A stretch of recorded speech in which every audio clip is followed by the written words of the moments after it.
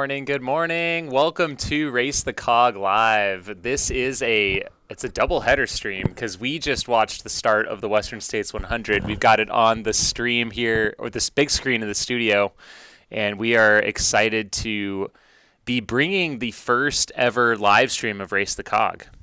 Yeah, I mean this is exciting. We got to see some behind the scenes footage yesterday of our esteemed colleague Bryce Brooks trying to make his way up the mountain to test service. So it got me really excited to kind of bring the action to everyone today. So we are going to be heading up to Bretton Woods, New Hampshire. This is where the Race the Cog takes place. This is the second year of the event for those of you that are new to it. And they go from the Cog Railway base station all the way to the top of Mount Washington. And we are excited to be joined by local to New England, Patrick Karen. Good morning, Patrick. Good morning, you guys. Early start for you guys. We're still getting used to the time difference. Yeah, when Bryce and Sumner arrived last night, they were like, "Oh, no way, They thought they were waking up, at 3 a.m. or at least that's what it felt like. So, yeah, excited to be here in Bretton Woods, New Hampshire, looking out on the mountain right in front of me. We got a couple cogs lined up, and yeah, right now the runners are going through the pre-race briefing. Yeah, and we're gonna actually just give everyone a little bit of a look here at that pre-race briefing, and you can see the runners. You can see kind of the start banner on the right kind of third of the screen there, almost in the center now. Runners are going to be basically following alongside that Cog Railway or that train straight up to the top of Mount Washington, which is the highest point east of the Mississippi. Is that right, Patrick? It's the most prominent one, actually. There is Mount Mitchell. In North Carolina. Don't forget about Mitchell. A little higher, but highest in the Northeast for sure. Yeah. Well, and highest point on the AT, correct? And maybe that was what I was thinking of, because Mount Mitchell's not on the AT. On the way north to Katahdin. Patrick, we have a question in the chat, and maybe you have some expertise on this. This is from Joe in the chat. What exactly is a cog? Let's start there. Let's just establish a baseline. Oh boy, I don't know if I am, have that level of knowledge, but I mean it's a rail. Well, maybe you can do a better job explaining it. I mean, I'll give it a shot. I'm not sure where to start. I'll give it a shot. So, it's the Cog Railway. It's a train, but there is an extra. It's not just train tracks. There's actually like a cog gear that is built inside of the train, and there's a special track that the gear goes into because, I mean, this thing has to climb 3,500 feet and 2.7 miles. A normal train would just slide right back. Yeah, I think that's the exact differentiator from my brief research is the fact that the gears kind of fit into the track versus just kind of sitting on top. Oh, we actually have a quick cog. Which one is this? Yeah, from it's I think the second steepest railway in the entire world, which is pretty wild. Yeah, I think it's go back. The Pilatus Railway in Switzerland. That's pretty awesome. There's only a few of these cog railroads in the world. One of them does go to the top of Pikes Peak out of Manitou Springs. I was just out there earlier this week, actually, and got to see that one going up. So it's a really unique thing, and the fact that there's a race against the cog is a first of its kind in the world. Yep. Yeah, and Joe in the chat. So it's like a trail train. It's got lugs. That's right. Exactly. Yeah, and these ones, they're both steam and like biodiesel powered. For the runners, they get the biodiesel, so they don't have to deal with any of the steam coming off the back. And the biodiesel, those go faster speeds as well. So they can go, I think up up the mountain in 40 minutes. Just behind Joe Gray. I actually have a few runners from last year's race, Mindy and Eric, who are joining me. If now is a good time. That would be wonderful. Awesome. Really great on the screen. Here, go sit down. Can I have one of you at a time since I only have one extra earphone? Like this fella in, we have the intimate experience of sharing headphones. So yeah, joining me here is, well, maybe you want to introduce yourself. I know you well, but Eric Randall. Here. Yeah, Eric Randall. From where are you guys? We're from Goffstown, southern New Hampshire. Okay, Goffstown, southern New Hampshire, and Mindy as well. These two are local legends in the New England mountain running scene. Every race I go to, they're pretty much there. So always friendly faces. What you want to share a little bit about your experience at last year's event? Well, last year I actually rode the Cog up and got to cheer for everybody because I had another race too close to this to be able to do it. But it was a blast watching everybody go up, and there was one young boy about 12 or 14 who was second in the chill wave. It was just amazing. He actually ran. Wow. It's nice to be short and light Yeah. and young. He left his dad behind. Yeah. That was pretty amazing to watch. Yeah. What are you most excited about, and maybe also most intimidated by for today's endeavor? Very excited about the course. Very excited about the weather. You are? Well, Okay. it's a challenge. You never know what you're going to get on An Mount added Washington, challenge, and Yeah. it's going to be a interesting challenge. Yeah. And thank God it's not sunny and 90 degrees like last year. Yes. It was really hot last year. Yeah, so that will be, I guess, maybe we might even see faster times just with the cooler weather. Yeah, or people running because they see lightning bolts and it motivates them. Or that, exactly. Better than a cog drain. Yeah. But this is so cool to partner up with Aravaipa. Yeah. That is really, really neat. Yeah. I think this is going to become some of the races like coming up, the Jigger Johnson 100 is going to really be becoming the big 100 of the East Coast. So Yeah. I'm really excited about that. Are you guys signed up for any other White Mountain Endurance and Aravaipa events this year, or? Yeah, the Jigger Johnson. Jigger Johnson, Yeah. okay. The kids Wow. race. Yeah. That one's a little intimidating at this point. Yeah. Very cool. Yeah. A lot of Awesome. elevation. And you guys have, been up Mount Washington plenty of times, but what is it like, the trail itself? How would you describe it to someone who's unfamiliar with the Okay, area? well, I better do it so you haven't really Run. walked this. Yeah. You That's can all right, I don't tune in. need that. No. You got the microphone there, right? Yeah. Yeah. The first part is really, really steep, and it's not like loose rock that you're walking up or a scree field. It's these little tiny pebbles that roll under your feet, so you're trying to grab and get traction under your toes, and it is really, really hard at the percent grade that it is. The middle section goes up around Jacob's Ladder, and that's I don't know, I can't remember, 20% incline. Starts to I get think 37% yeah, grade. that's- Yeah. amnesia, I forgot. And then so you struggle through that. Absolutely beautiful views on a clear day, and then you get near the top, and some sections are actually runnable up near the top, and yeah, the last mile or so is just really beautiful. And wow, what an experience to get to the top of Mount Washington in 3 miles. You know? Absolutely. Yeah. And do you guys have any goal other than finishing? Any time you're looking for, or any? Well, I'd like to do last year's time. I'm in the chill wave, the old lady Yeah. wave. And last year I think I did 1 hour and 30. So that's Wow, that's that's really my good. A goal.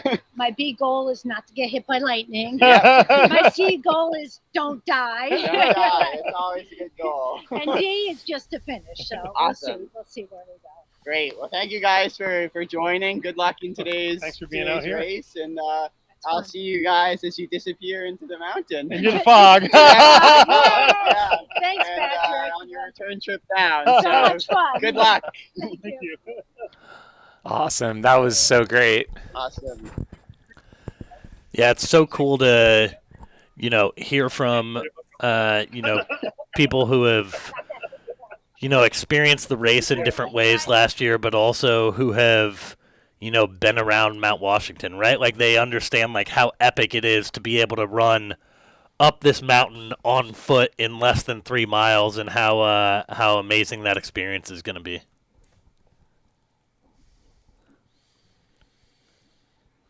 Yeah, no, it is quite unique in that. We just had the Mount Washington Road Race last weekend here, which draws out a lot of people.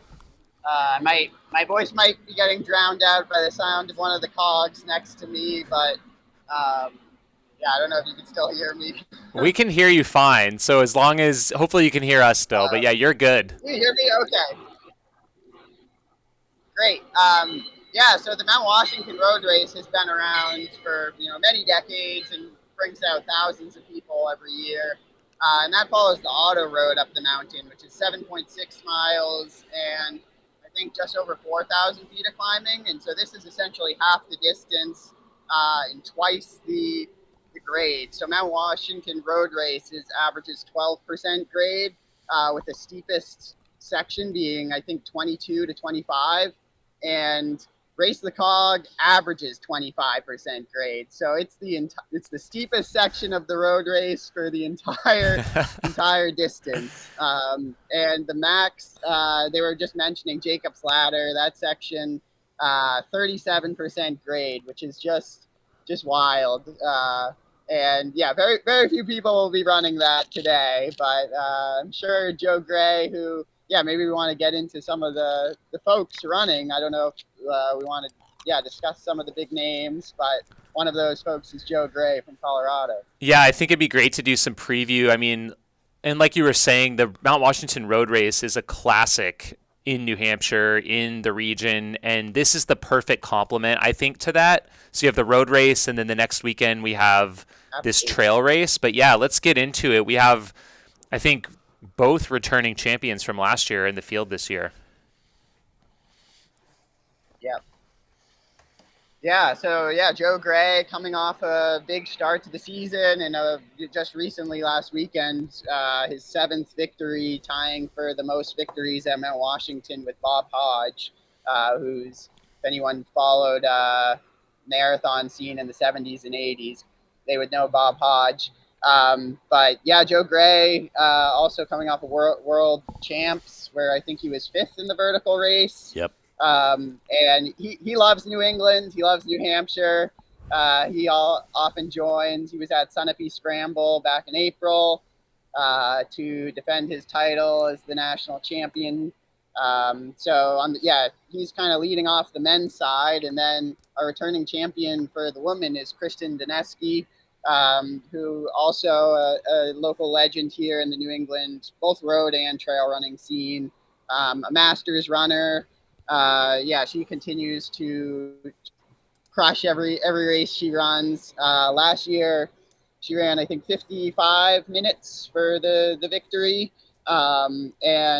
Joining both Joe and Kristen are quite a few returning folks in the top 5 through 10. So people wanted more, I guess. They maybe forgot the suffering of last year and are back for more.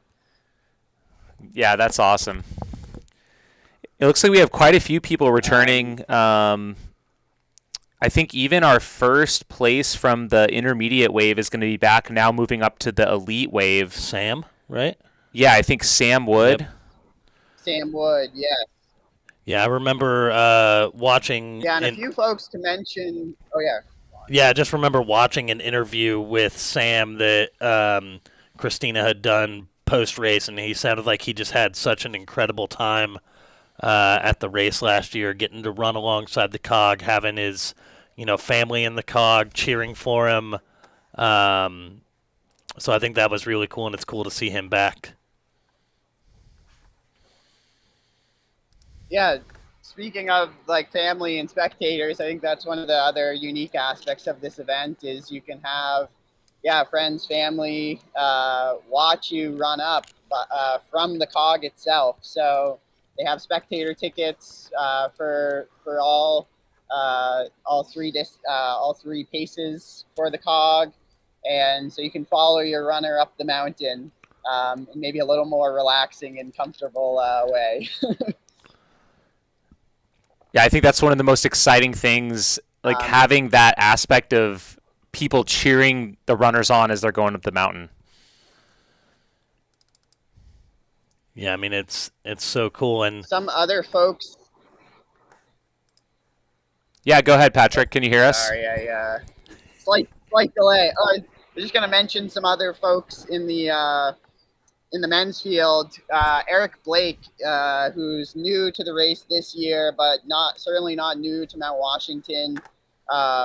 He has run Mount Washington many years, always with podium or top 10 finish. Quick note is Roger's wondering if he can confirm his feed. I mean, we see the feed. We're just it's not on the drone view. It's on the overall view. Okay. He said it's not on the drone view. Yeah. So yeah, Eric Blake, he always gives Joe a run for his money at Mount Washington, from Connecticut, 44 years old. He was fourth at Mount Washington just last weekend in an hour and 3 minutes. So I think he'll be right up there. And then Everett Hackett, who was second place at Race the Cog last year, 4 minutes back of the leader in 43 minutes. He's returning, and he was just sixth at Mount Washington this year in 1:07.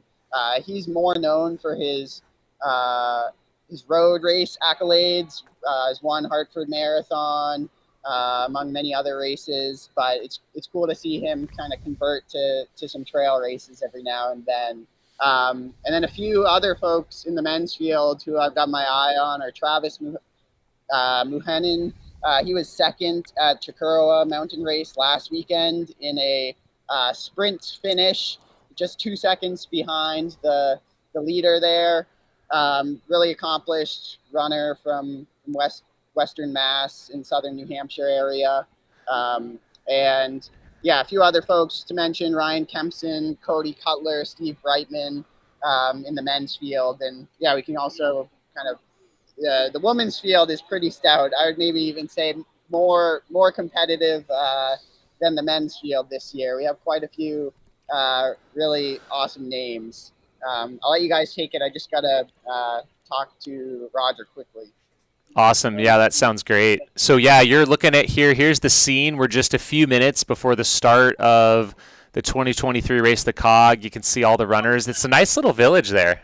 Yeah, no, it's a really cool atmosphere, and hopefully once we're able to get our drone up in the air, we are able to see that feed. So once we're able to get that up in the air, maybe we'll be able to bring you some coverage from the sky. But right now, shout out to one of our partners, Tin Can Food Truck. You see there with the crepe sign. You see over on the right the cogs lining up. Just such a unique and awesome kind of start line atmosphere here. Roger has the drone feed ready to go. It's just on the deck right now. He's wondering if you guys can see the railing. Yeah, we can see it. Perfect. They can see it. So he'll be launching soon. Get kind of a nice overview of the venue before kind of circling back to catch the start. So yeah, that should join us shortly. That video. So before we get going here, I want to make mention and really shout out Northeast Delta Dental. They have come through huge for the Delta Dental Mountain Challenge. And this is a really, really cool mountain series. Patrick, you might know some more about it, but I do want to touch base. It is a 7-event series. The first 2 are both at the Sunapee Scramble. I believe one of them counts towards your total. You got the Ascutney Mountain Run, then the Mount Washington Road Race, of course, Race the Cog today. Then we've got Loon Mountain Race and the Delta Dental Race to the top of Vermont. And to be scored for this challenge, runners will compete in 4 out of 7 races. Only one of those can be the Sunapee. and there is cash prizes. They've gone above and beyond in getting competition out there to these events and supporting each of these events, including Race the Cog. So we want to shout out Northeast Delta Dental and thank them for what they're doing for mountain running in the Northeast. Absolutely, they're just great, and yeah, they have folks run the race every year, or run the races that they sponsor, which is even cooler. And one of the nice things with the Delta Dental Mountain Challenge, they also support both the youngest and the oldest athletes with money in the series as well, in addition to the top 5, which I love. Just, yeah, supporting all aspects and all ages of the sport. Roger's taking off shortly with the drone, so we'll get that up in the air. Maybe we can also, just in these last few minutes, kind of go through some of the women's field. We mentioned the returning champion, Christian Daneski, who's back, and then Amber Ferrara, who just won Mount Washington last weekend, her first victory, a New Hampshire native. She took the victory at Mount Washington Road Race in 1 hour and 15 minutes. And so she's back, or this will be her first time at Race the Cog. So that'll be really exciting to see. And then also, mountain running legend Casey Enman is joining us. She was 4th at Mount Washington last weekend. She made, I'm not sure what number world team, but she's been on the world mountain running team many years, and even a world mountain running champion. And she'll be joining us as well, from Vermont. And a few other folks from last year's race, Sarah Caney, who was 3rd last year at Race the Cog, and Sophia Reynolds, who was 4th place. So yeah, top 1, 3, 4 are returning from last year's race, in addition to some new names. Abby Bennett from Maine, a younger mountain runner who's has some top results and top FKTs here in New England. So that's our elite wave for the women's side. And you're looking at right now the drone shot over the start area. You see again the cogs there, kind of to the left center of your screen, and runners are running straight up Mount Washington. Yeah, I think Patrick, have you done this route before? I'm assuming so. I have, yes. Okay, and I think, is there a spot where you actually cross underneath the cog? Because it starts on the right side, and then I think you end on the left side. Yes, I think there's one spot where it crosses the river. I'm trying to remember. I haven't done it in a little while where it crosses over, but yeah, you are right. Bear with us. We're all new to this, so. Yeah, I haven't done this course in quite a while. I've done the road quite a bit recently, and then also I'll come up on the presidential traverse, which crosses over Mount Washington. One of the probably more competitive FKTs here in the country, with quite a lot of history. One of the things that's super special with New Hampshire is just the history to these trails, and yeah, the White Mountain hut system through AMC, the Appalachian Mountain Club. They just go back decades and decades, and these trails are just super special, super unique, and super tough. Nice. Well, it looks like we are getting some great visuals here from our drone provided by Dragonfly Aerials. It looks just incredible out there, so green. Are there any bugs out this morning, Patrick? We heard about the bugs. I haven't, but I'm pretty well covered. I haven't gotten any bites yet, but I'm definitely sure there will be. It gets a little buggier, definitely higher up when you're kind of, you'll stay under the tree line for a fair amount of the race before you kind of pop out into the rock field. But yeah, maybe the bugs will be deterred by today's weather. We'll see. Looks like we're pretty close to the start here. I can Yeah, see everyone's Joe gearing up Gray. for the Yep. start. Wow. Joe looks like he's ready. Hopefully, Okay, there's hopefully one of our Bryce race has. swim. Hopefully Bryce has done his dynamic warm-up and is ready to try and follow along with Joe for as long as he can. The over-under for our first follow cam here is set by Patrick Karen.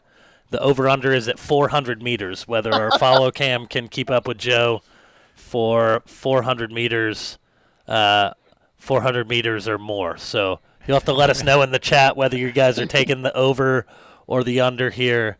But it'll be interesting. Yep. And Roger just wanted to confirm that you still have his feed. I know we're showing the start. Like, We don't see it right now. It says select a Lychee view stream. Okay. They're not seeing it. Yeah. So we are probably just a few seconds away here from the start.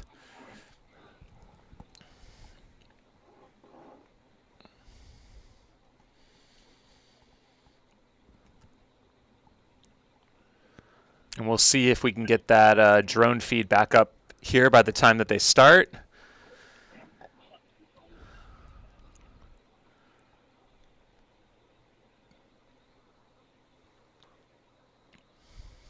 We got Aid Station Fireball in the chat here now. Shout out to Liam, who's I assume dual screening right now. He's a big fan of the White Mountains, so shout out to Liam for tuning in. Awesome. It's definitely a win to get Aid Station Fireball here. I thought he'd be, all about Western states. So glad to have some extra viewership here. And it looks like they've got their hands on their watches. We are probably just seconds away here from the start. Off any moment. Yep. Oh, there's the cog is gearing up. I see it. Oh, this is great. How does this? It looks like Joe's in front of the starting line here. What's going on? What's going on here? Well, Yeah, it's funny. the cog's pulling up to the start line as well. It looks like. Now the question is, does the cog get a proverbial running start, or is this from, do they have to pull up and stop and then go? I guess we'll find out here. Looks like they're They're pulling rolling. up. I think they're pulling up the start line as well. Getting a little head start. And I'm gonna try and readjust. Oh wow, they're just going. Joe's looking over. Oh, there they go. So 2:25 in. Go. I hear it. Dude, this is awesome. Yeah, so we've got Joe leading the pack, and then Travis, who I mentioned, right behind him, and I can see Everett in third. They're our top three, and they're slowly disappearing from view. I already see Bryce looking like he's struggling.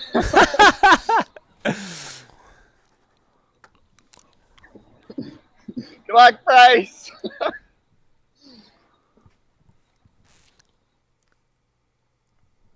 And they decided with the weather that they were all waves are going to start at 8:30.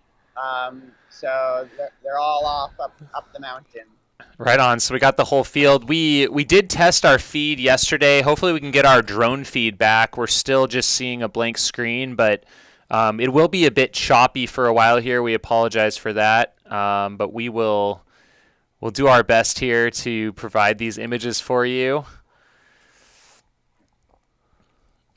Well, I'm definitely if Joe is gapping so Bryce already here, he's Bryce definitely didn't make it 400 meters. He's already being gapped. Look at he's back into Bryce has moved back into fourth overall, but this is a cool shot of our top three men here.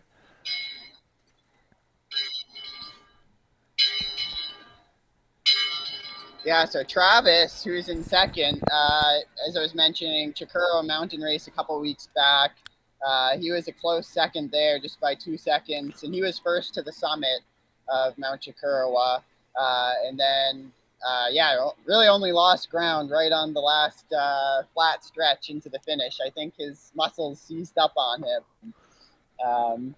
but I think he'll definitely be one of the favorites today. Nice. We're trying to find out if we have a filmer on the cog. We see we have someone heading up on the steamer that's almost near the top for the finish, but we're not seeing one for the cog itself. So we're trying to find out on that. Yeah, we'll see if we can get our. There's Eric Blake in the yellow and blue. This is Boston Athletic Association kit.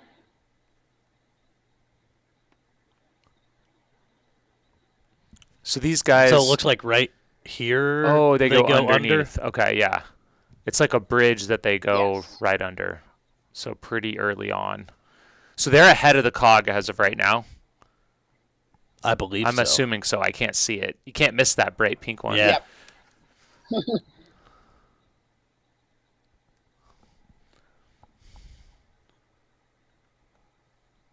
Yeah, it's kind of fun that way because then it's kind of chasing you up the mountain, and as you start to tire, the cog doesn't tire. It just keeps going. It's relentless.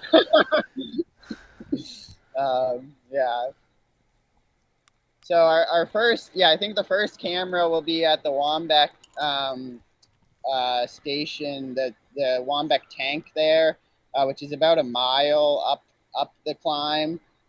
So about 1/3 of the way up the course, we'll have a camera runner there. And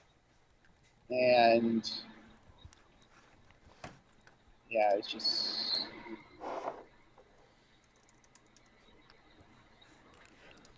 Yeah, and so again, we are working on trying to get our drone back up in the sky. Hopefully we're able to work through anything there, and then we are also trying to see if we have eyes on the lead cog as well. So we'll be able to bring you hopefully some views from the cog.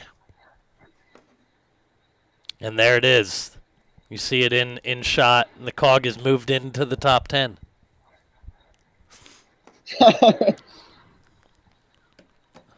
It's in the top 10. What do you guys think? Is your money on the person or on the cog? Who's winning? Oh man, it's like already so far up there. It's a tough call, but I wouldn't put it past Joe Gray. I've heard they might have been trying to soup up the cog a bit compared to last year. Maybe putting some jet fuel in there. I'm not really sure. Well, yeah, I think they've been trying to oil it up, see if they can get a little bit more out of it. The weather has been pretty good. Like yesterday, it was beautiful. So I think trail conditions as of right now are probably pretty good. Just depends on when the rain starts coming as to what impact that has. But the temperatures are much more ideal than last year. So I think weather-wise, again, rain-dependent, Joe may have a pretty good shot. But yeah, I've learned over the course of my being a pundit in the sport to not bet against Joe Gray anymore. Yeah, that's never a good idea. There's our first lady, Amber, in the pink shorts. Oh, yeah. The pink or orange shorts. That's Amber, who just won Mount Washington last weekend. So oh, nice. I think she's our women's leader at the moment. I love the crossover people like doing. She's working to catch up to the cog. And Patrick, can you describe this like early section of the course for us? Because like looking at it right now, it doesn't look as maybe miserable or as steep as one would think. So are you able to maybe walk us through what the terrain looks like in these maybe early stages? Yeah, definitely. So yeah, it starts out pretty non-technical, as you can see, just kind of dirt, gravel, trail at the start.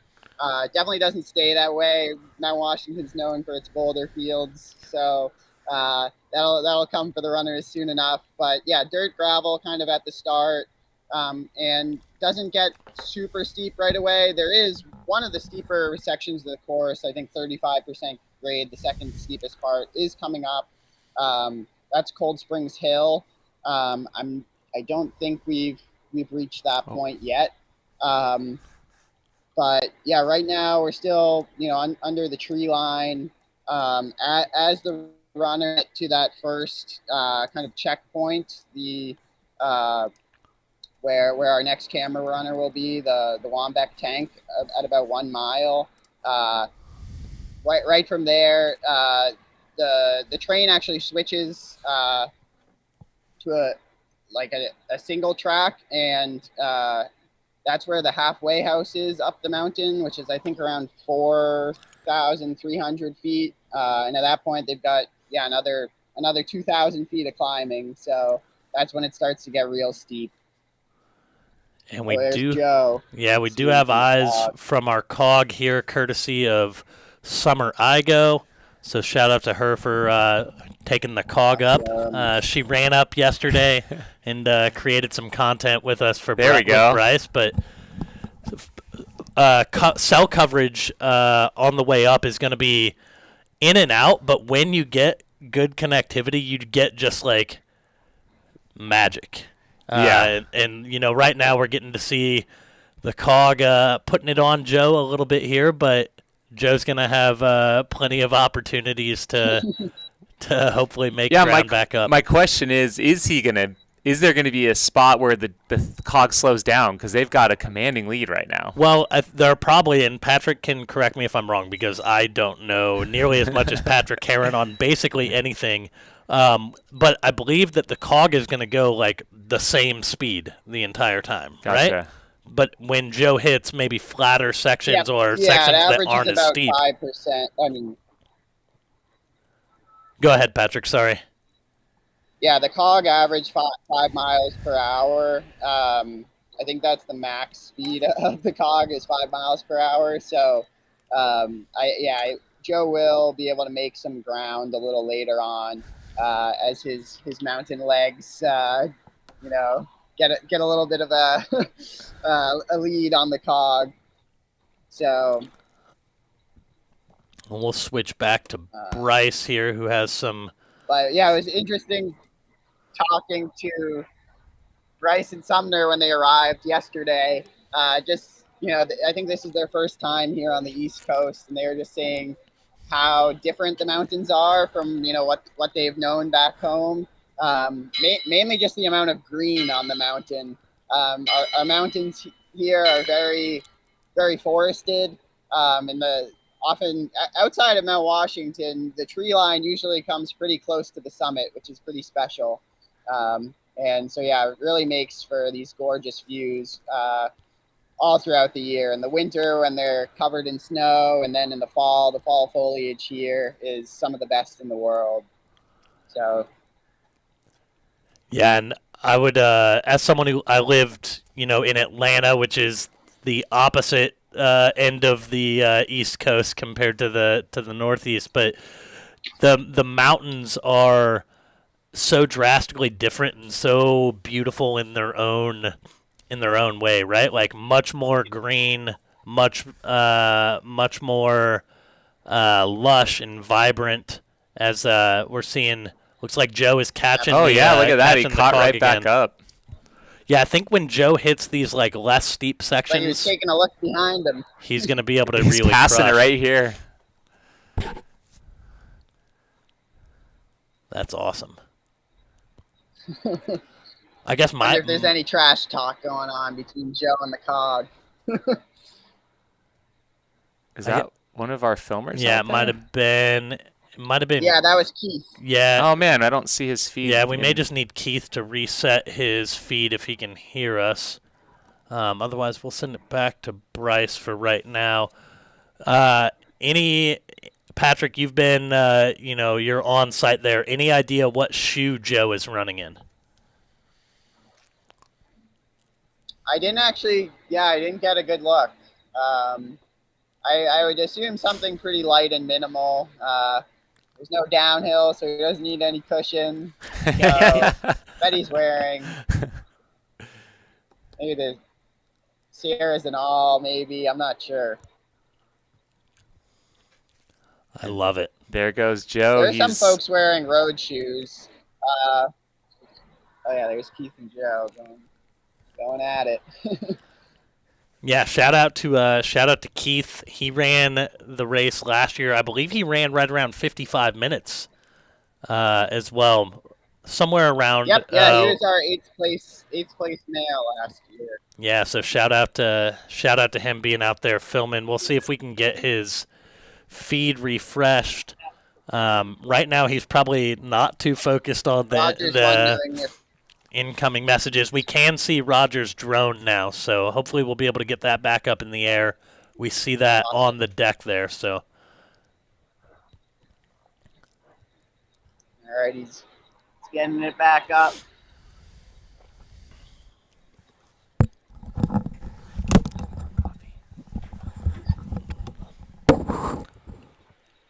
this is there we got a. Yeah, I'm not sure what shoe. I'm hoping that we get just a little lag on Joe when we've got a good view of his shoe, just so that we can try to identify it. Let's see. Oh, it looks like the Cog is back in the lead. It is. Dude, I'm on the edge of my seat right this here. This is awesome. As soon as the pitch, as soon as the pitch changes, I don't know if Summer can hear us. Can you pan inside of the Cog? I'd love to see the atmosphere of what the spectators are seeing. Oh, there we go. There we go. Oh, look at this! It's awesome. We got some White Mountain Endurance hats. Let's all go. right, yay! This Love is awesome. This is great. These people are, battling back and forth with Joe Gray. That's right. How awesome is that? Oh, drone. And we're gonna go to our aerial view here, and we're not sure how far up we're gonna go. At some point, you can see there's some cloud cover near the top of the mountain. I think they were saying they're 3,700 feet. Yeah. But man, look at this! Look at these visuals right here. Well, I mean, you can't even see the top of the mountain, right? Yeah. That's pretty crazy because when we got pictures from Bryce yesterday coming in, you could see everything, and I think it speaks to that rugged northeast weather, Patrick. You never know what's going to get thrown at you. Oh. Just go to anything. Yeah, I mean, Mount Washington is one of I think it's often considered the most dangerous mountain in the world just for the unpredictability of the weather here. And they had record cold temperatures this past winter. I think the coldest temperature ever recorded on Mount Washington, but it is one extreme mountain. So at some point shortly, I think the Cog will be switching over to.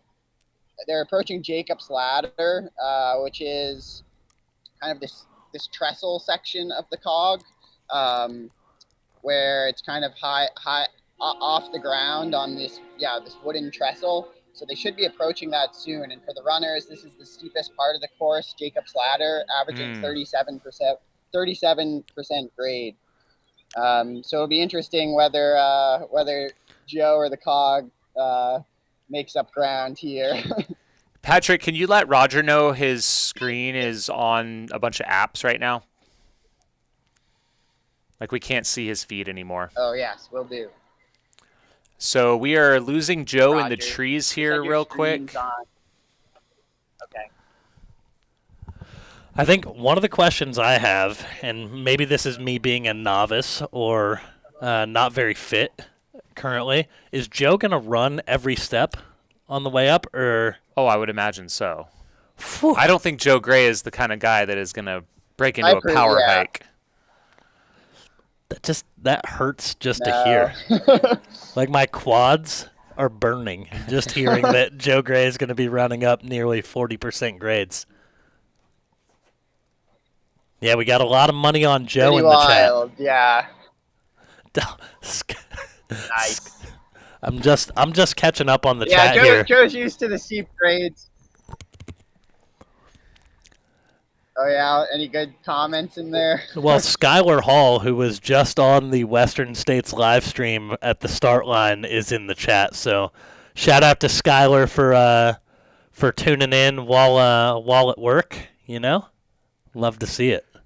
Yeah, we've got the Western States live on behind us here, Patrick, and we can see people in the snow going over the escarpment right now, which is it's exciting to have both of these events taking place simultaneously. Well, and this is an interesting thing that occurred last night, and because Aid Station Fireball's in the chat, want to give him a shout out.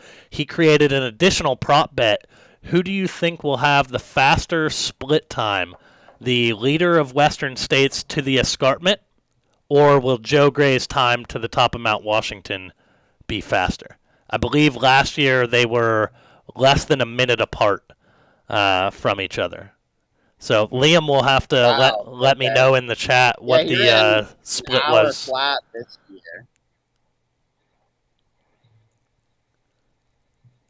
Yeah, he ran an hour and 24 seconds for Mount Washington this year for the road race. Well, yeah. Are we comparing it to the road race time or No, the Cog? To the Cog time.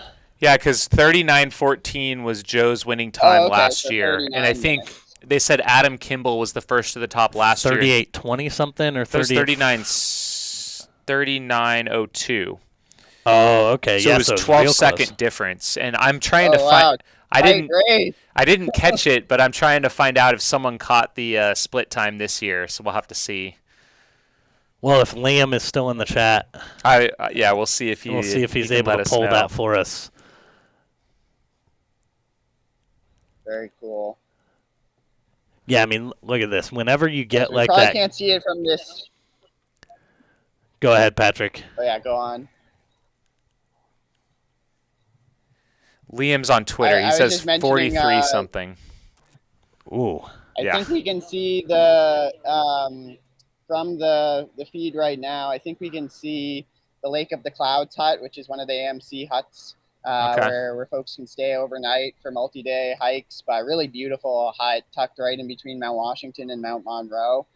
So I think we could just see that. I think they're passing that in the background. Nice. Yeah, it's just amazing whenever we get cell coverage here, how just incredibly beautiful these shots are. That really just show you the layers of the mountain range, and oh my goodness. Oh, there's the trestle that you were talking about. Yeah, this is awesome. That's Jacob's Ladder, yeah. I think Jacob's Ladder is maybe, I think 300 feet or so long.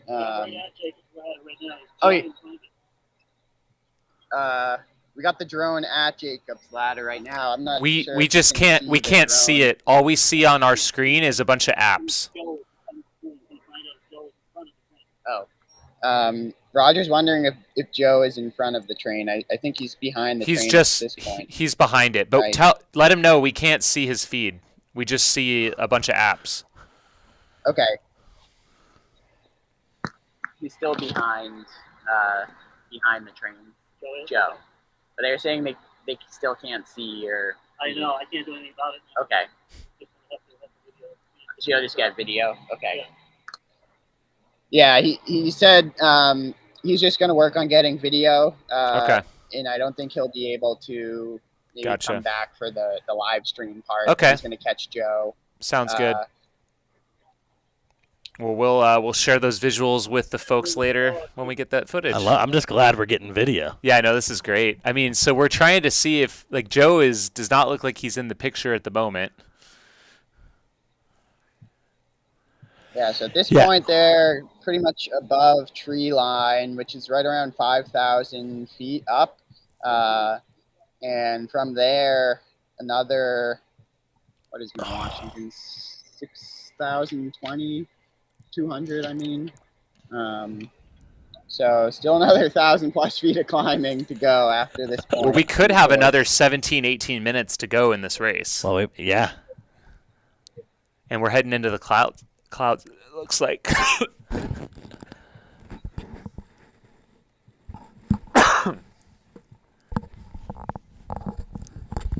And this section has to be, probably the toughest section for Joe, I would assume, relative to the Cog, right? Like Definitely. the Cog is going to move at the speed it moves, and it being the steepest, this is probably going to be the slowest part of the course for Joe. So we'll see if he's able to, make back some of that time later on in the race. Yeah, it does start to flatten out a little bit towards the top. So at that point, Joe will, have the advantage. Looks like I got Bryce at our midway station here. We got Summer back. Yeah, Oh, there we Nice. go. And we'll see if Bryce can hear us still. If he can get Keith to refresh his feed, we might be able to pull that in. I know that he was with Keith there for a bit, but for right now, the Cog is just making its way up into the clouds. How epic is that? Yeah, that's awesome. It's amazing. Hence the name Lake of the Cloud Tot. Yeah, and Liam in the chat, the first guy up the escarpment today at Western States was 43 minutes or so. So we'll have to see how Joe stacks up against that. Got him. I think Joe has it as well, but you never know. I mean, I think so. Joe also is in a unique situation because he does have a lot of racing on his legs in the last few weeks as well. Yeah. This is still short. This is right in his wheelhouse. But, coming off Worlds, then Mount Washington Road Race, now this race. But he's got nice weather, so it'll be exciting to see how it pans out. We got Skylar in the chat. Joe's going to get the rock pile. Going to get the escarpment win and the Cog win, calling it. Love it. So this is called the rock pile here? Yeah, I mean they call the whole mountain kind of the rock pile. But definitely this section is hence the where the name comes from. So it gets a lot more rocky and technical in this section.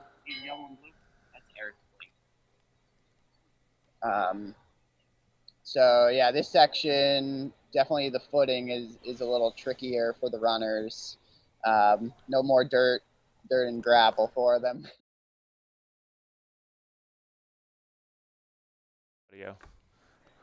Yeah, sorry, we lost your audio there for just a second.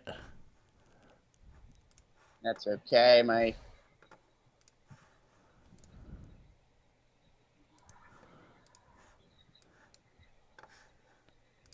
This just looks so epic. Okay, you can go to it now. Looks like we got...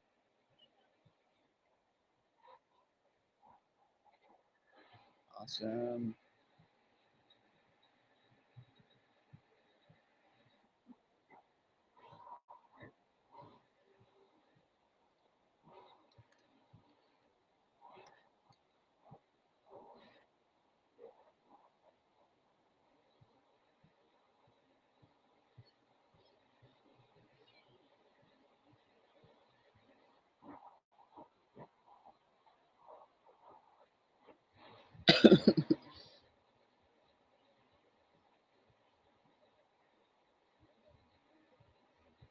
Shit.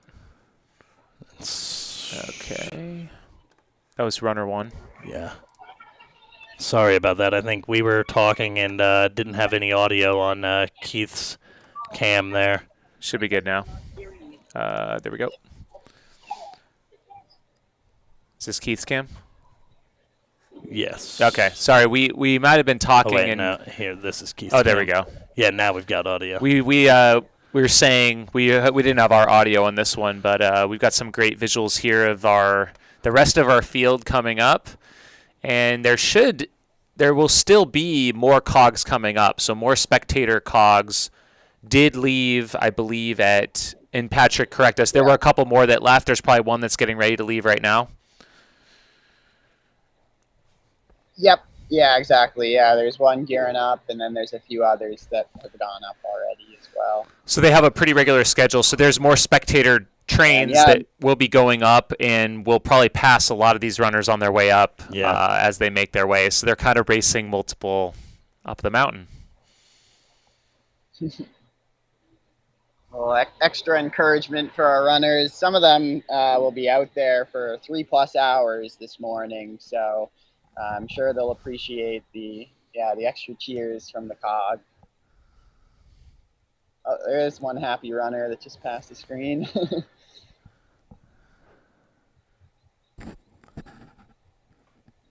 Here, it looks like you can see another one of the cogs making its way up here. Nice. So we're 27 minutes in here to Race the Cog 2023. And this view coming to us courtesy of one of our local runners, Keith. And there is another cog coming up the mountain.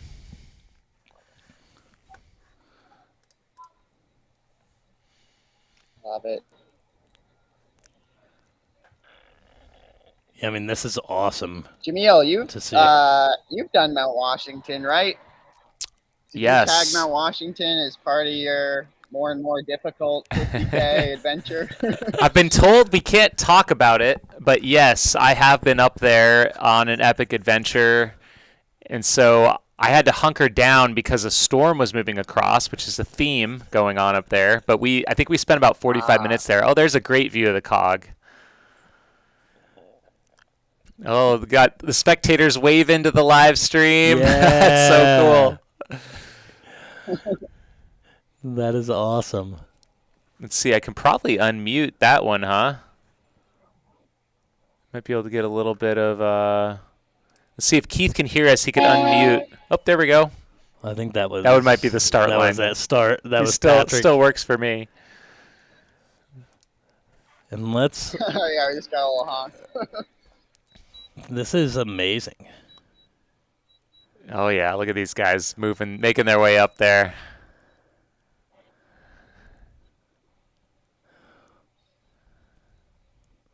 Well, last year, there was a guy who carried like a massive log.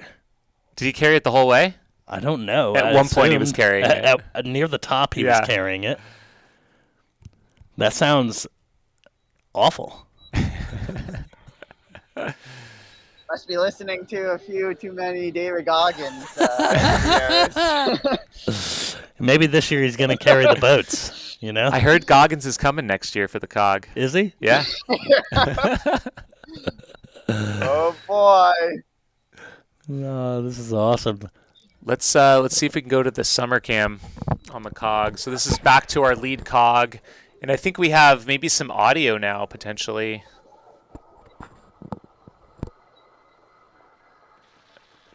I think I can hear it grinding its way up there. So we're up into the clouds now.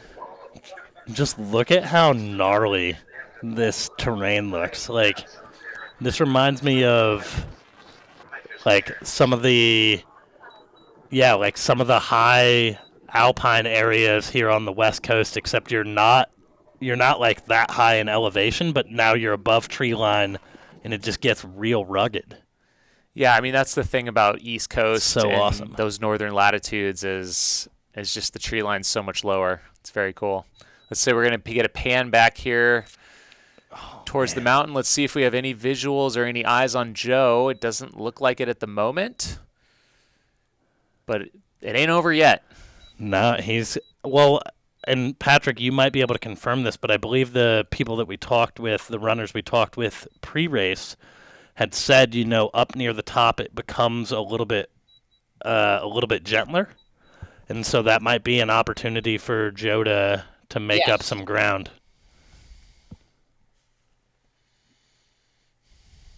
Yeah, definitely kind of evens out a little bit the terrain. So I think that's where Joe will start to have an advantage on the Cog. Maybe like you said, make up some ground. But we're not seeing him yet. I'm getting a little nervous. I know. It's pretty nerve-wracking here. I just want to see a figure come out of the fog. Well, how epic would that be? You just see Joe Gray appear out of the fog like he's Batman or something like that, Let's go back to the Bryce cam. Is this maybe the Jacob's Ladder section, potentially? Yeah, it looks like pretty steep. They already oh, yep. Yeah, there's Jacob's Ladder. Oh. It looks brutal. It looks absolutely brutal. This is awesome. Like, I think I just cramped up watching this. I think I would be on all fours on this part right here, just scrambling up this thing. Someone here, Trails Von Mutter in the chat says, just crossed the AT, looks like. So maybe back on the summer. Oh, what was that one? That was summer. Oh, got it. Looks like maybe her.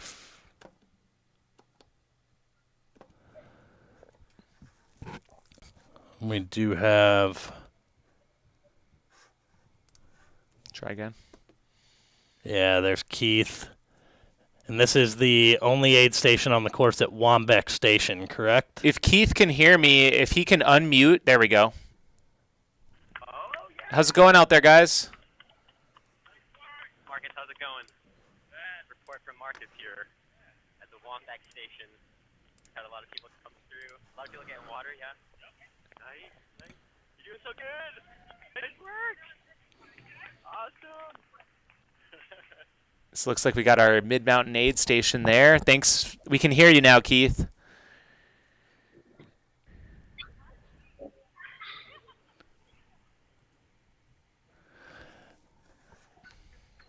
This is awesome. So we don't currently have eyes up near the top of the mountain, but we are hoping that that comes through. Yeah, Summer may just need to refresh her feed in order to get that pulled back in, but we'll work on, getting you the view from the clouds as the lead cog makes its way to the top of Mount Washington.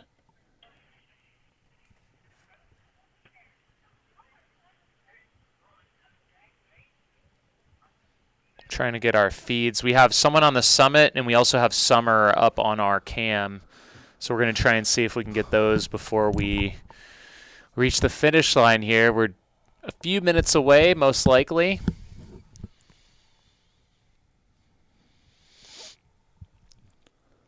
We do see our drone screen is maybe going to reload here. We'll see. Yeah, it looks like we do have that back. It's down at the base station right now. We'll see if we can get it back up at the air. We probably won't be able to get it to the summit itself due to the fog and the clouds. Love this shot from Bryce. Look at just how steep this is. They're still in, looks like maybe that Jacob's Ladder section for some of these runners. Man, it just looks rough. That is epic.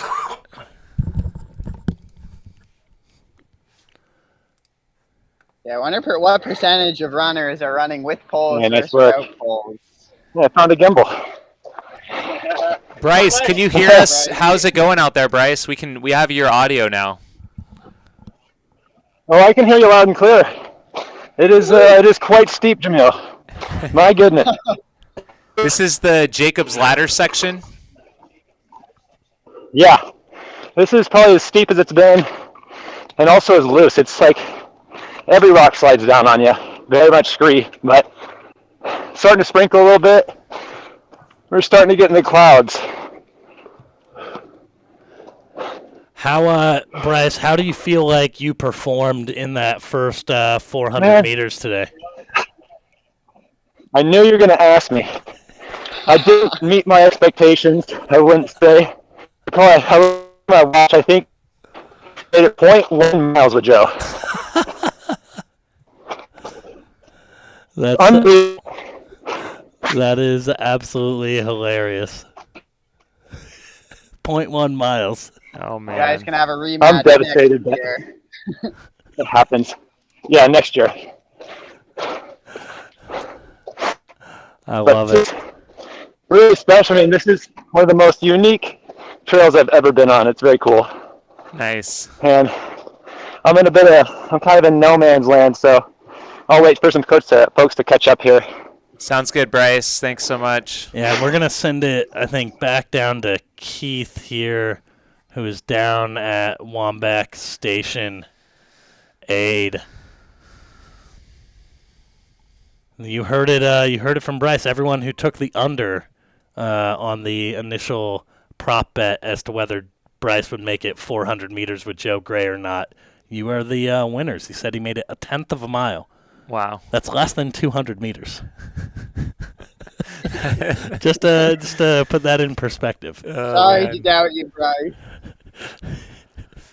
So we're still not getting anything from the top of the mountain, unfortunately. We're crossing our fingers something comes online here in the next few minutes. Otherwise, we're just going to have to I don't know what we're going to do. We're just going to we got looks like a youth athlete, a youth runner. This is one of the things that I think is so cool. You see, people of all ages and abilities out here at this race, right? Like you've got kids who have probably never done something like this before. You've got adults, you've got road runners, you've got, hikers. It's like this really unique blend of communities out of this race because it is less than 5K, right? It's a short distance race, but it's... Is out, huh? Oh, hey, we're coming back online? Yep. There we go. Yeah. Okay. Patrick, are you back? No, I can't hear. Yeah. Patrick, can you hear us? I can hear you guys. All right. There we We might have had a little internet outage here. Great timing, of course. I think we're back with you. Okay. We are back. We're Perfect. back. So yeah, sorry about that, everyone. We had a little bit of an we had a little bit of internet outage here. So we are back. We are back. I can see it. Okay. So I believe we probably have a winner at this point, but we don't yet know the information. So as soon as we get it, we will relay it to you. And I think that this is year one. This is of year Race one. The Cog live stream. When I think back to previous iterations of the Cocodona live stream or the Javelina 100 live stream, we learned from those experiences, and we'll be better next year, right? Absolutely. Maybe a Starlink at the summit now that we know a little bit more. Looks like Summer is up at the summit, but her video is not coming in, so we'll try and get keep that as soon as we can. Yeah. For now, we will keep it tuned in here with Patrick. Oh, great. Patrick, do you have a prediction of any kind as to whether the Cog won or whether Joe won, based on what we saw unfolding until we lost video feeds? Yeah, based on the video feed, I was a little worried because I wasn't seeing Joe come back out into the picture, but I'm still going to stick with Joe, and I think that he may have even beat his time from last year. That's my hope. To quote the incredible movie Dodgeball, that's a bold move, Cotton. And it looks like maybe we have Bryce's feed, so let's see what we've got from Bryce. Again, as we get up higher, it's going to be quite a bit choppier, but you're able to see just how rugged this trail is. What up? Hey, Oh, nice. Dude, Bryce is out here getting fist bumps.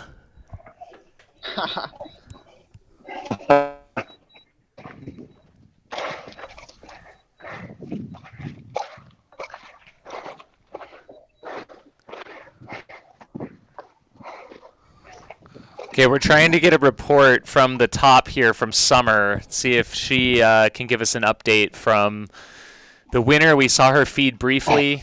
We do know, especially probably with the clouds rolling in, it's going to be a little bit spotty up there today. Yeah, there's a lot of cloud cover over the summit at the moment.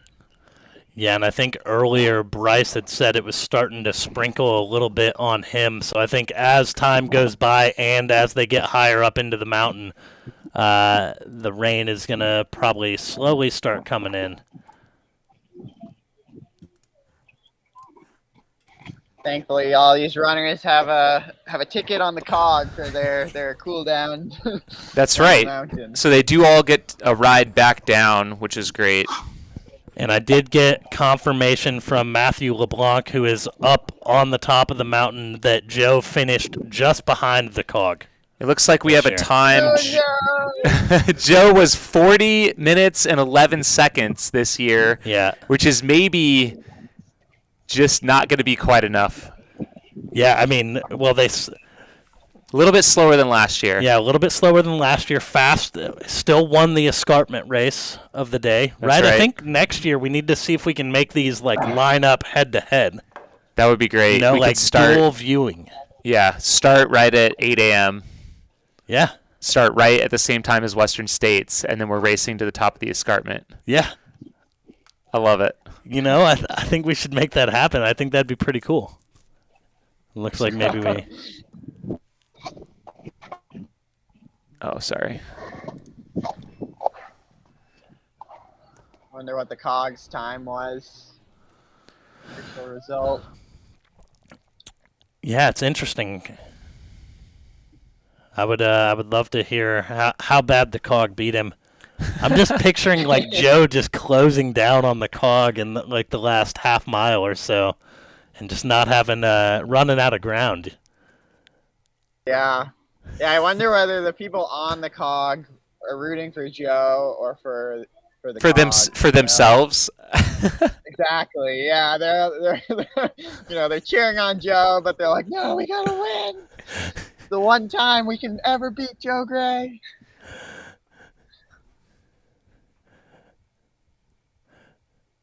So Christina says the train takes 44 minutes, but I think it might have been a little faster than Yeah, that. well, I wonder which train Yeah. was she referencing. Right.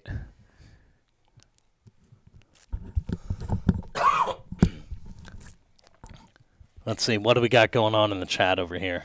I would imagine live streaming from a mountain in bad weather is tricky. Yeah, I mean, that has presented its complications, but the reason we went out earlier was most likely due to a short-lived internet outage here. We lost everything. Yeah. Well, we got Chase the Summit here in the chat. Good news is there's a cell phone tower on the summit, which Yeah. is true, but apparently it broadcasts over the heads of our filmers because they're not getting much up there. So, but we've got at least an aerial shot from our base station here. Yeah, I mean, I think that's the funniest thing is there's a cell tower at the top of the mountain, and there's still no cell coverage. It looks like we do now have a view of the finish from Summer. Summer was on the cog, so she is now off the cog. And we got some, it looks like one of our other runners coming up here. I'm going to try and unmute this feed.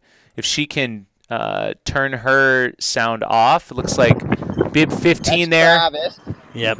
Yeah, so that's Travis, who is second a couple weekends back. Oh, man. Did you just see how painful? Like, look at him walk. Ah. The wind is whipping. I wonder if he's our second place runner.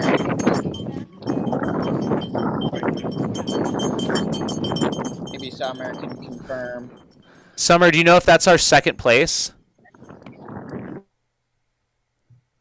Uh-oh. Looks like maybe that feed froze. I'm going to send it back to Bryce for the time being. Nice. Well, at least we got a view of the top there and seeing some of those conditions. It looks pretty gnarly.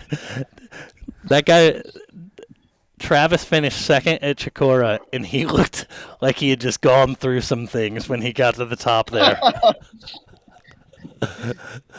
I don't know if you guys saw the Chikura finish video, but that finish sprint, like, all of a sudden he like seized up his muscle. I think it just cramped. I was going to on say, him. it looked like he pulled a muscle on that one.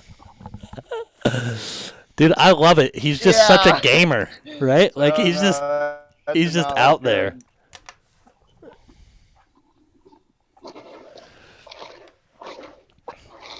Oh, good thing we have one of our sponsors, Steady State, down at the base, giving some line for runners.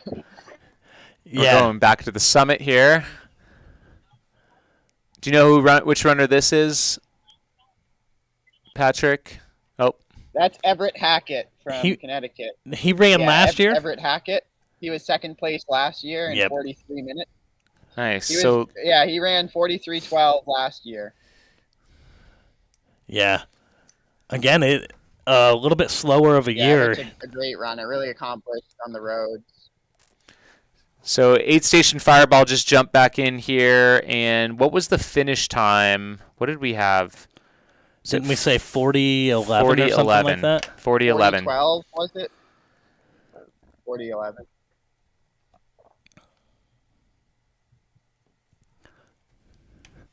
Let's see if we can get Bryce back. Yeah, there we go. We got it.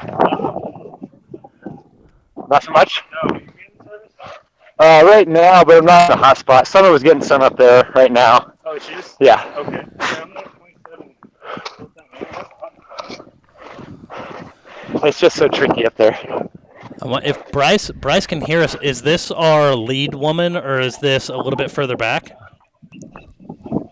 Either way, this is maybe F3 to F4. Cool. And they're not making it easy on me. Yeah, I was going to say, she's about to leave you in the dust. She's just absolutely crushing this section.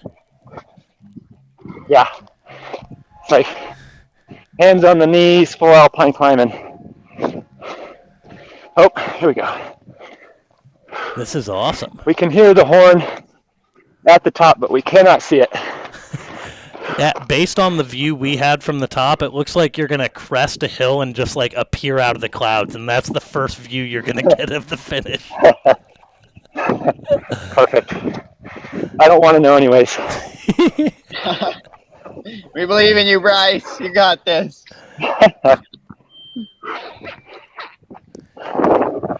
And I wonder if we can get a bib number here, Bryce, to see what runner we have.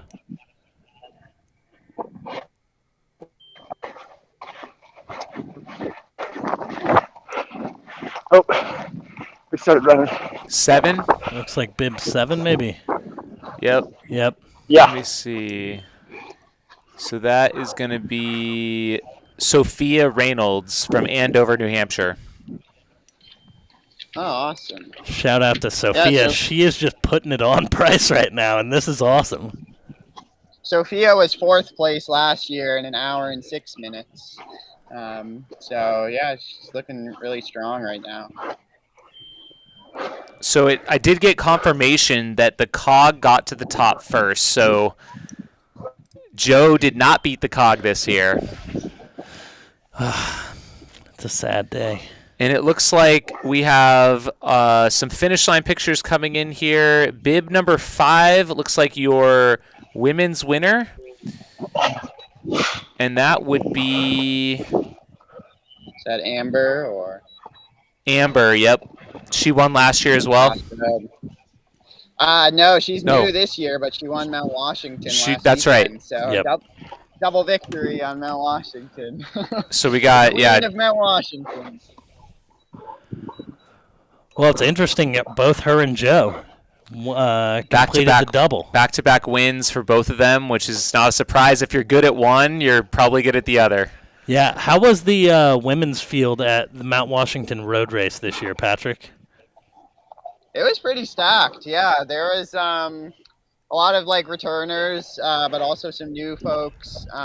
There was, I don't know if you saw in the, I think second to Joe was, what is it? Sam Chalonga, who's Yep. part of the like U.S. Army, like elite program. Him and there was another female runner who came up from like kind of the road scene, and she was, I think, the second lady behind Amber. So they had a really great debut, but didn't have the local experience of the mountains. So maybe they'll be back next year. Well, maybe we'll have to get Sam out at Race the Cog next year That as would be well. great. You know, multi-time All-American at Liberty when he was in college. So an icon of the NCAA circuit, probably in the early to mid 2000s.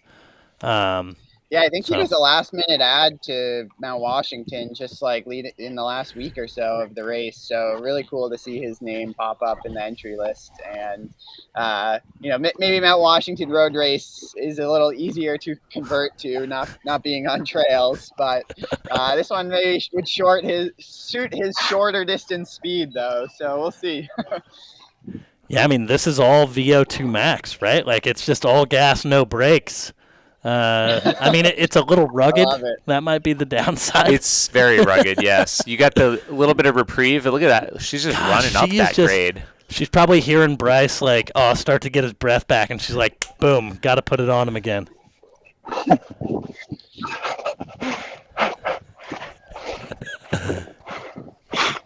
This is amazing.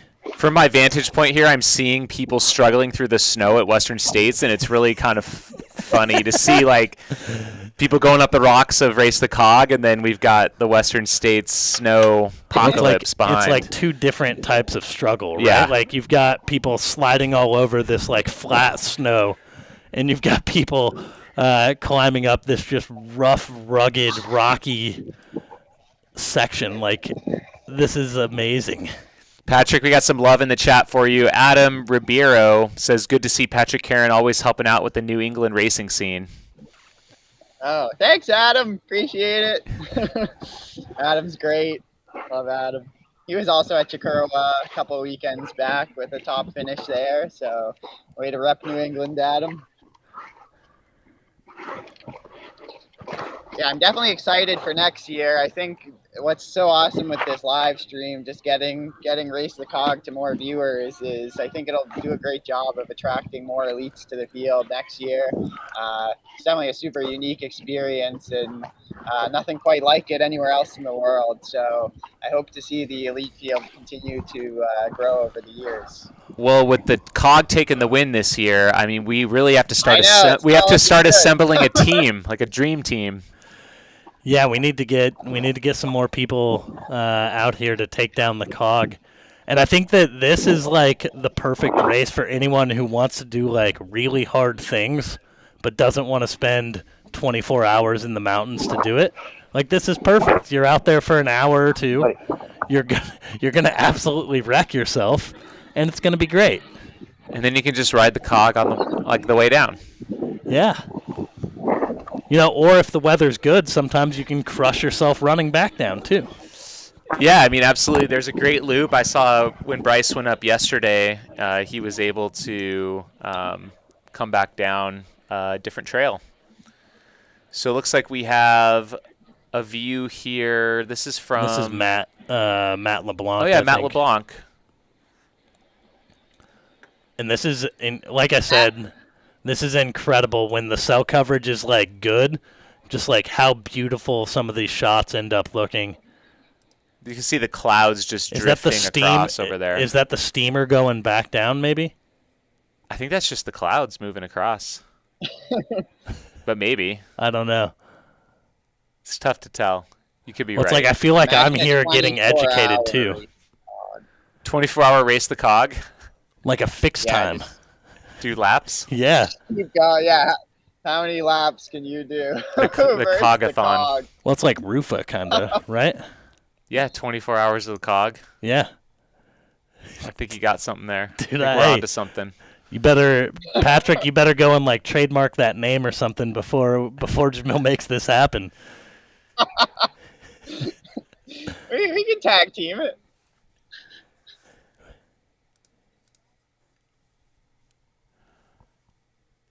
Is that another Cog coming up?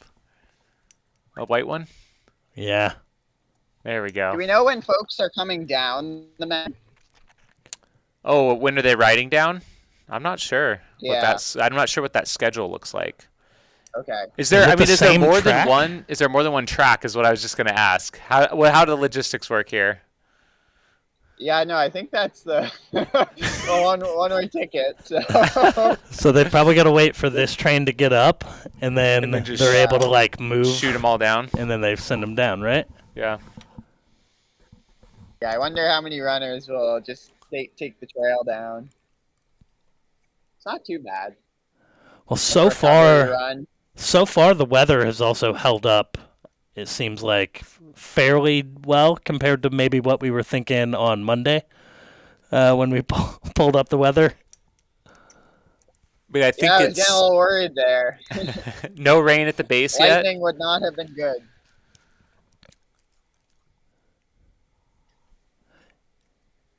Yeah, it's awesome to see some of these just mid back of the pack runners just grinding their way up like this. This just hurts watching. It's so awesome.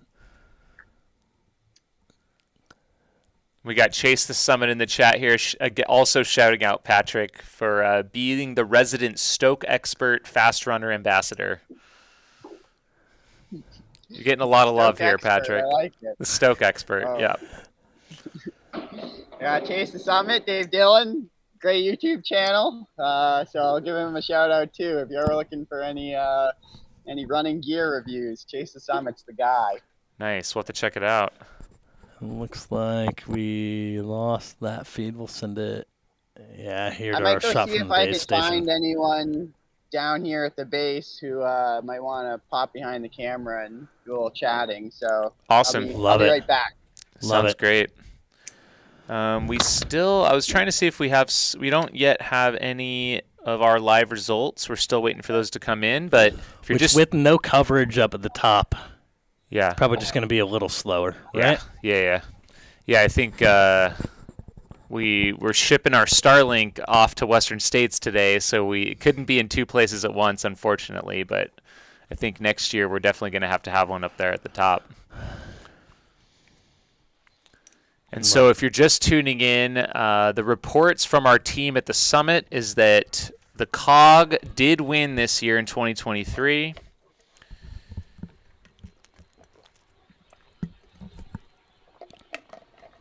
And Amber was our winner for the women. So Joe Gray did win again for the second consecutive year. And then was it Amber Ferreira? Let me just make sure I have that correctly. Amber Ferreira, she's from Concord, New Hampshire, and she was your winner of the Mount Washington Road Race last weekend. Joe Gray also won the Mount Washington Road Race last weekend, and they both won Race the Cog this weekend. So it's I think it was the double we were hoping for. Jamil and Matt, I have. That's Kelton from Steady State, one of the event sponsors, and also Brent, two runners here in New England. I know Kelton ran the race last year, and Brent also has done Mount Washington quite a few times in other forms. So I'm gonna get them both behind the seats, and they can maybe chat about some of their experiences. I'll have them both sit here, so maybe you guys can chat with them. That sounds great. Thank you. Awesome.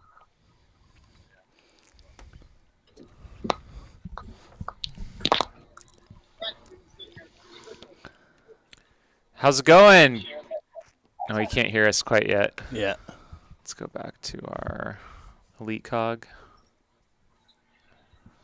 Hello. How's it going, guys? Good, how are you doing? Doing great. Do you guys want to introduce yourselves to the live stream? Yeah, sure, yeah. I'm Kelton Cullenberg, co-owner of Stay State Health. We're in Portland, Maine. We do performance physical therapy, work with a bunch of runners. And we've been coming to a lot of Christina and Rem's events to help out at the finish for a couple years now. It's been awesome. Brent Underkoffler, I'll let you introduce yourself. Also a physical therapist. I work at Kelton's Clinic at Steady State. Always in the mountains and enjoying a good time. And participated in the Chippewa Mountain Race and students events. Awesome. I heard did one of you or both of you guys race the Cog last year? I raced it last year, yeah. I did not beat the Cog. I was pretty far back. It was fun though. Tell us about the experience and what are these runners experiencing out there right now? Yeah, I mean, I think when you're pride yourself as being a runner, I always did road races and track races and stuff, and I've kind of dabbled in some mountain stuff recently, but you want to try to like run every race that you sign up for. And this is kind of one of those where, you know, maybe a couple guys can run the whole thing, but most people eventually have to succumb to walking, which is a little defeating sometimes. But it's still fun trying to like find that sweet spot between like, is it actually faster to walk right now versus running? And I think the Cog passed me like a mile in last year, so I was like, that was cool because people were cheering. I tried to stay with them for a while, but it didn't last very long. Nice. We were watching Joe going back and forth with the Cog this morning. It seems like the pitch varies quite a bit throughout. There's really steep sections, and then it flattens out a bit. Can you talk about that? Yeah, I mean, so I've done it just the one time last year. From a running standpoint, yeah, the like initial pitch is a little steep, but it flattens out a little bit.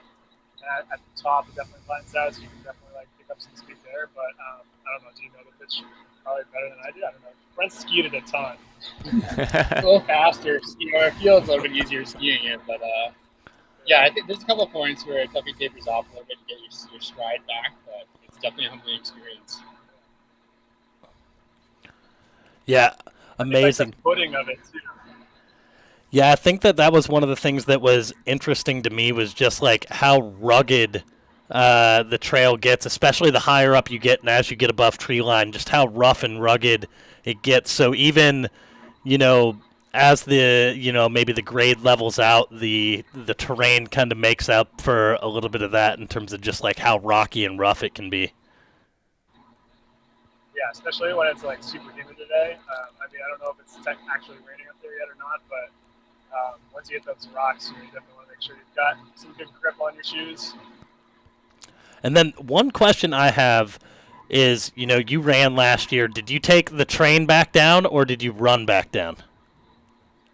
I ran back down. I figured I could ram myself up, so I wanted to see. I took the Jewel Trail. I had never actually done that trail before, so anytime I had the opportunity to go on a trail I haven't done, I'd like to take that. But I mean, I've never done the Cog.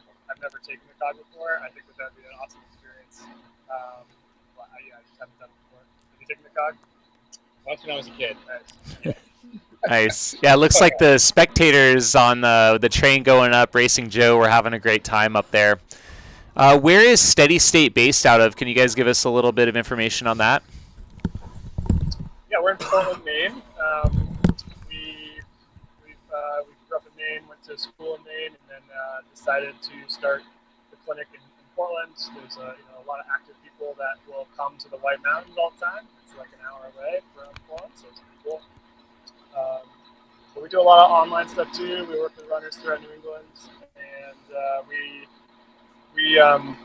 don't take insurance, which is kind of a different model of physical therapy and just healthcare in general. And the reason behind that is so that we can spend like a ton of one-on-one time with people and really help them as much as needed and listen to them a ton. So I think a lot of runners, like our issues from an injury standpoint are very usually pretty complex, and you have to really delve deep into someone's training. So a lot of what we do is partly physical therapy, but also a lot of like kind of run coaching too, and like coaching someone on how to like not get an overuse injury is kind of tough. But because we always, as runners, we always want to do more and more. So it's kind of a sweet spot of balancing that. But, nice. It's awesome. We have a question here in the chat. I'm not sure if you guys know anything about this, but do each of the individual cogs have names? Do you know if they're named?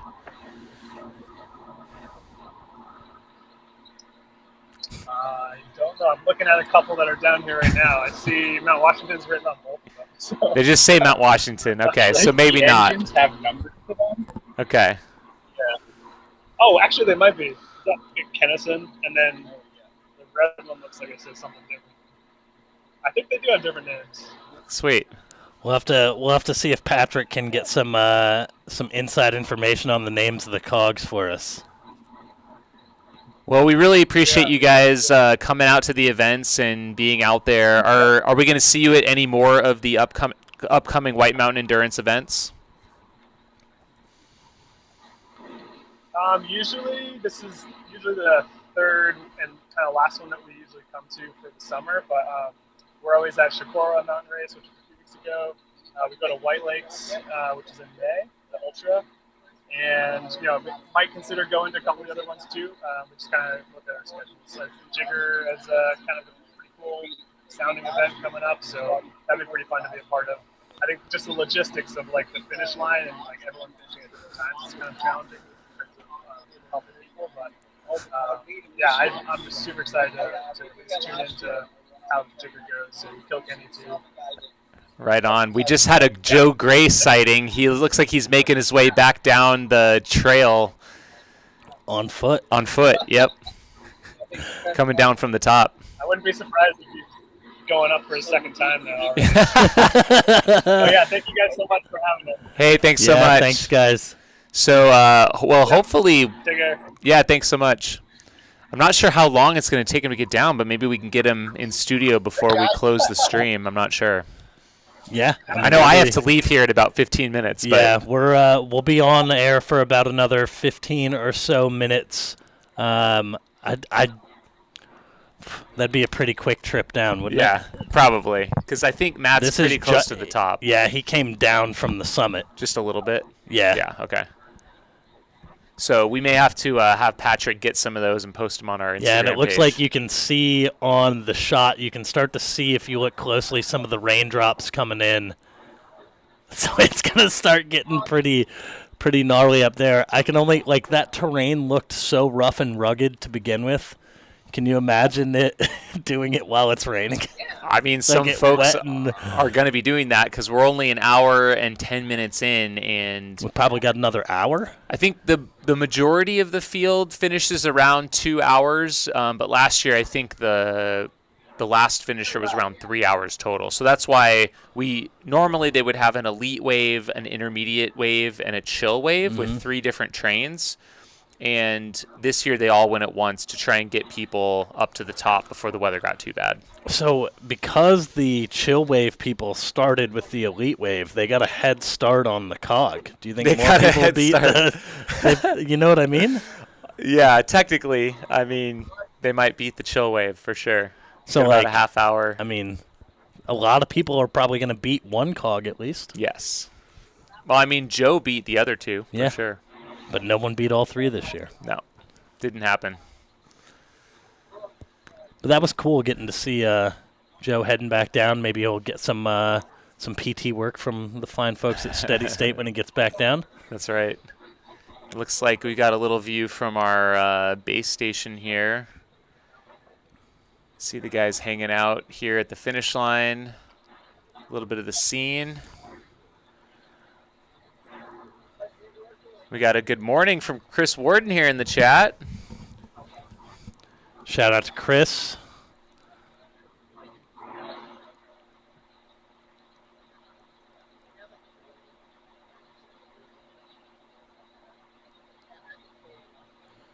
Yeah, you can definitely see the rain coming down now.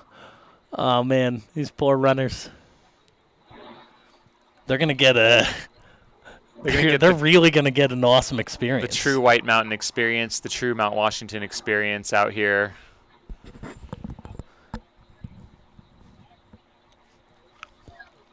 Yeah, it is definitely starting to come down. I've got a question for you. What's up, sir? If you were to do this race, are you going poles or no poles?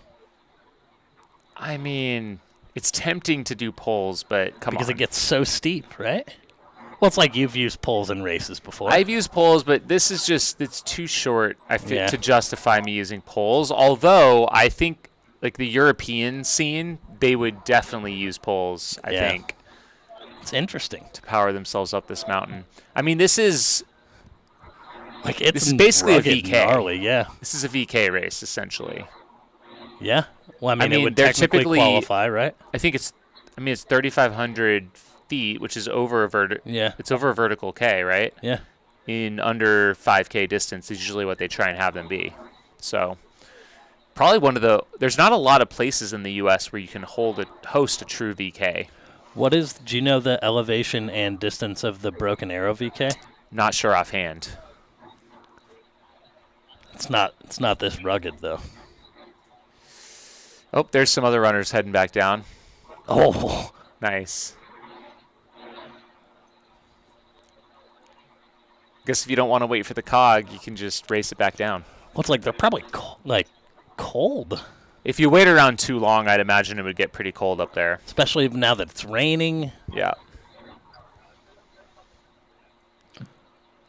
It's awesome to see, these mid and back of the pack runners. Again, I think that this is, and we've talked about this across other Aravaipa live streams in the past, this like blending of different aspects of outdoor endurance, right? Like this is a perfect blend. Like you have Joe Gray, in the women's winner Amanda.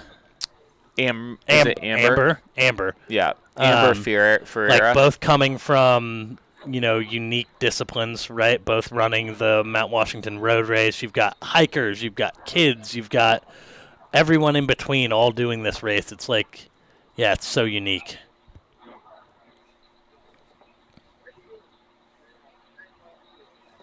Back up. We just got the boys hanging out right now. They're waiting for the after party right now. There we go. They got the tin can food truck at the bottom. They've got, I think, they might have ice cream again, too. They had it at Chikura. So they got incredible finish line experience for White Mountain Endurance events.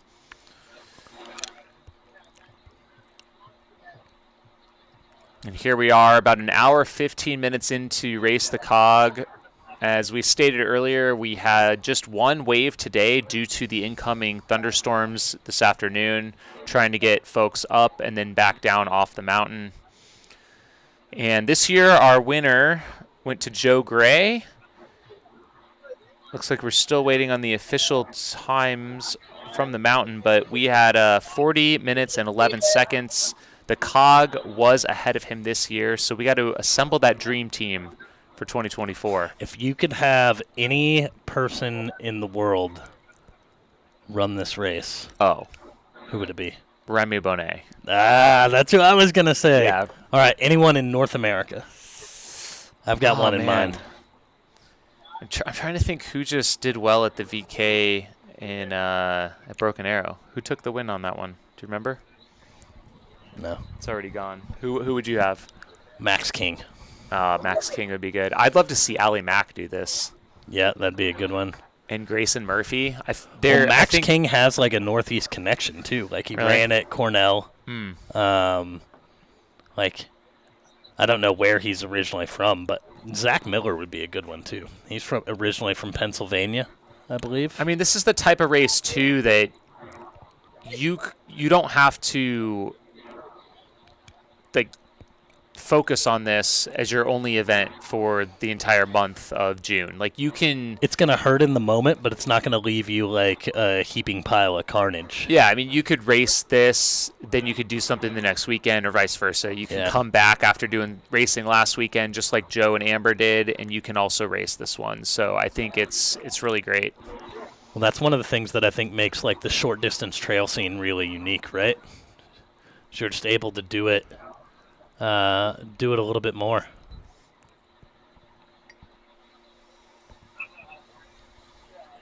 And for anyone just tuning in, we are working on trying to see if we can get updates on the men's and women's podiums. There's no service at the summit right now. Yep. But we will be live for another 10 minutes or so. We'll try and get those podiums, kind of wrap that up and, call it a day. I think this has been awesome, though. I think we've learned a lot, but I think we've also, I think that this has been great.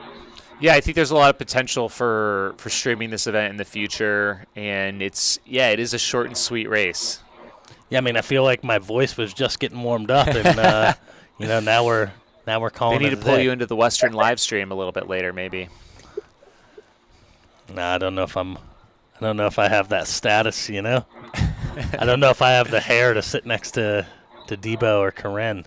Well, yeah. They both just glisten, You'd have to find a Hawaiian shirt first. So huge shout out to Matthew LeBlanc.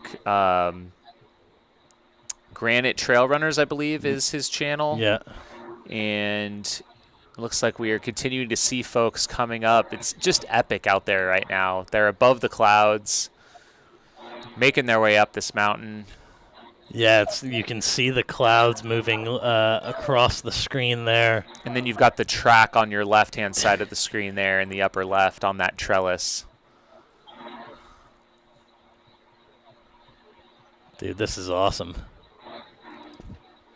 Kelly in the chat here says, I think there will be a lot of AZ next year. There might be a lot of us making our way up there.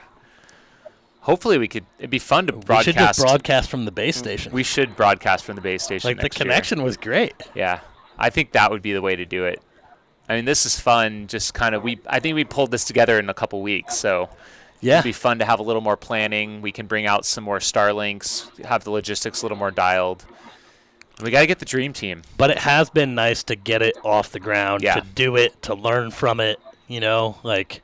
Yep. I think now we know, like, okay, this is where we already have good connectivity. This is where we can improve stuff.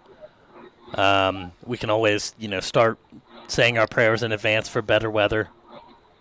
It'll be great. Absolutely. So, yeah, we want to thank everyone. This is the third race in the White Mountain Endurance season for 2023. We, of course, kicked off with White Lake Ultras and then went to Chikura Mountain Race, which we had some great social coverage for. We've got Race the Cog here today happening this morning into the afternoon. And then we are looking in August at Jigger Johnson. There's a handful of spots left, but we've got the 50-mile 100K and inaugural 100-miler. This could be the Is it toughest. the hardest 100-miler in the country? It could be. We don't know yet because it hasn't happened. But I am thinking that besides Barkley, this could be up there as the toughest 100 in the country. Does Barkley count? Arguably. And we're going to close off our season in September at the Kilkenny Ridge Race. Yep. We've got Patrick back. Oh, sorry for the departure. It's okay. Hey, we got to show the viewing audience you hanging out with the Steady State boys there on the deck. So we got a little sneak peek into boys being boys. Yeah, we were talking about a race coming up. It's one of those backyard ultras, but they do it in right in the city of Portland, Maine. So it's like right downtown, which is super cool. That'd be sick. I feel like most of the backyard races are like in the woods, and this one, like, you have the whole city, right around you. So it's coming up in a couple weeks. The Back Cove Ultra. Nice. I think I just saw that a new backyard world record was set in Australia. I think 102 yards. Yeah, that was insane. Holy moly. 72 hours, right? Or no, 102 hours, right? That's crazy. Yeah, so wild. I mean, we're talking 100 hours, not 100 miles of running. It's 400 miles. Yeah. It's crazy. That's nuts.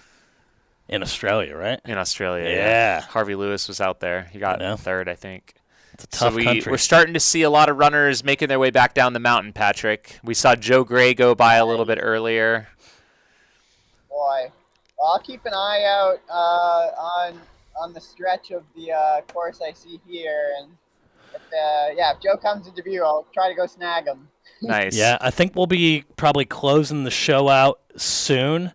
Okay. On the live stream, but if you're able to get any interviews just recorded with any of the runners, we'd be able to share those on social, on YouTube, anything like that. So. Oh, perfect. Okay. I'm trying to get an update on our men's and women's podium because I think that'd be, a good place to kind of put a bow on things, but with no service. With no service up at the top, our live here we go. Looks like live timing just updated. All right.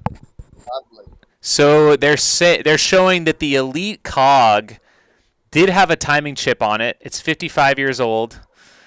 That's what it says. And they're saying it was 35:56. What? That seems a little unfair. But they're showing Joe Gray won in a time of 40 minutes and 9 seconds. Eric Blake was second, 42:31, and Jeffrey Allen third in 46 flat.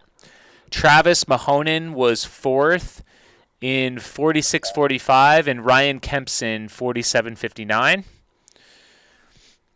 And then for our ladies field, Amber Ferreira, first place in 50:04. Cassie Enman, second in 50:52.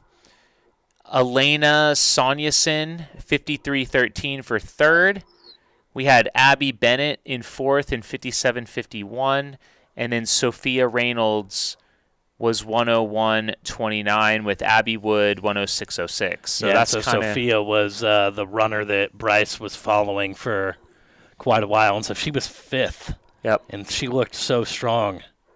Yeah, you can only imagine the people ahead of her were very strong. Yeah, that's amazing.